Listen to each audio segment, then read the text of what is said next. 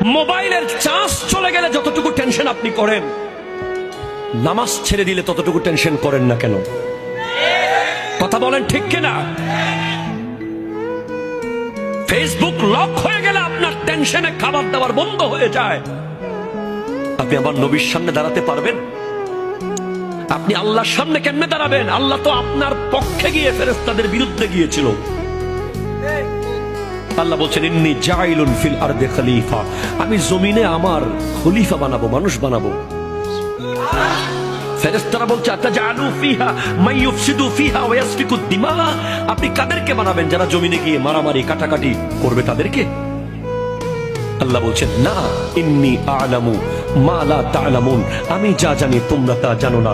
তো আজকের দিনে আপনি যদি বেহায়াপনা করেন, আপনি রং তামাশা করেন, আপনি ইহুদিদের মতো যদি চুল কাটেন, কথা জোরে বলেন ঠিক কিনা? চুলের এদিকে ঘষা মারা, এদিকে আগা মারা, ওইদিকে মাথা মেরে দেওয়া, আনারস কাট, এগুলো মুসলমানের চুল নয়, এগুলো ইহুদিদের চুল। কথা বলেন ঠিক কিনা?